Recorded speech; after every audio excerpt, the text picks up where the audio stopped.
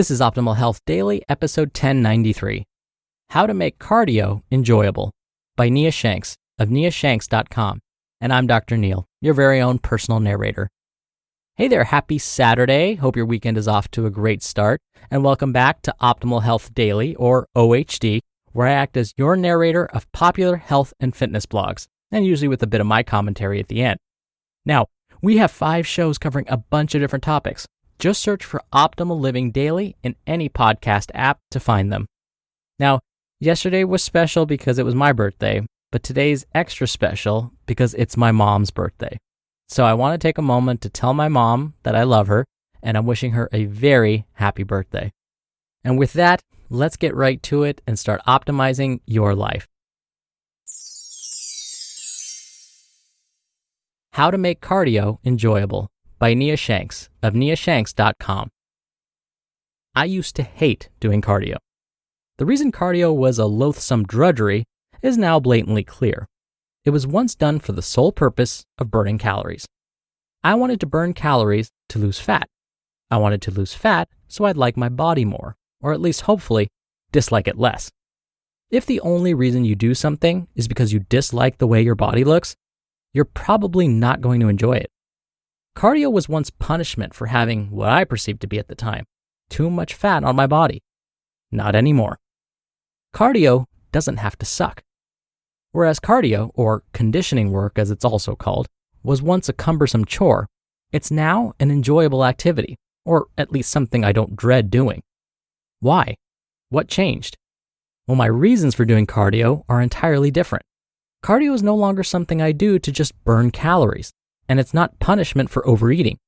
It's a tool that allows me to more easily perform and enjoy my favorite hobbies. Cardio now is strictly for the performance and health benefits it provides. It's a self-care investment and training regimen to ensure, for example, I don't gas out too quickly on a strenuous hike up a mountain. Because of my dedicated conditioning training, I've been tackling hikes that are longer and more difficult than in previous years, and completing them with energy to spare. Previously, I'd be stumbling out of the trail completely exhausted.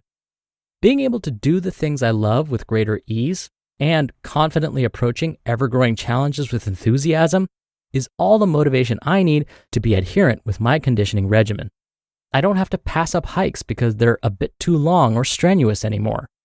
When you do something because you know it'll allow you to do the things that are important to you better or with more confidence, it'll suck significantly less. Cardio, fat loss, and your health. Cardio is not mandatory for fat loss. A caloric deficit, the sole driver of fat loss, is most easily achieved by consuming fewer calories. It is easier, after all, to not eat 500 calories than it is to burn the equivalent through exercise. However, did you know that 3/4 of US adults don't hit the minimum weekly activity guidelines, which are 150 minutes of moderate intensity or 75 minutes of vigorous intensity exercise, or some combination of both? It stands to reason people should be encouraged to move more often, not less. While cardio isn't mandatory for fat loss, it provides ample health benefits that shouldn't be overlooked. Knowing cardio is a short and long-term investment in your health should also make it more enjoyable to perform. Now to the good stuff. How to make cardio more enjoyable. 1. Do what you enjoy or is most accessible. Have a favorite piece of cardio equipment, or at least one you don't despise? Use it. My preference is some type of bike because it requires zero skill. If you don't have access to cardio machines, do something like brisk walking or even jogging. 2. Set performance-focused goals. What activities or hobbies do you enjoy or do you want to try that could be improved from cardio? If you don't enjoy many physical activities, what would you like to do better or easier in your daily life? Keep up with your children or grandchildren, not get tired out from yard work, etc. 3. Have reasons to do cardio that have nothing to do with weight loss. Too many know what it's like to do cardio simply for the goal of burning fat. To help boost motivation, write down the benefits it will provide, like better conditioning, improved health outcomes, building physical and mental fortitude. It complements a favorite hobby. It provides stress relief, just to name a few. 4. Fit it into your current schedule. If you take your kids to the park or sports practice, walk around while they're playing, or squeeze in a brief workout during your lunch break. Look for opportunities in your current schedule to perform some cardio work. Remember, even 15-minute bouts provide benefits and add up over time. High-intensity intervals are a great time-saving option too.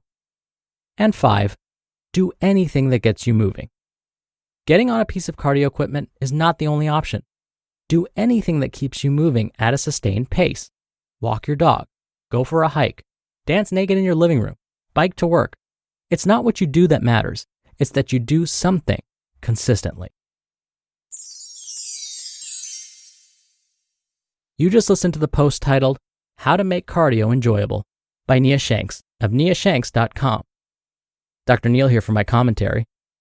We can add one other exercise to number 5, where Nia mentioned do anything that gets you moving, invisible jump rope, like we talked about earlier this week.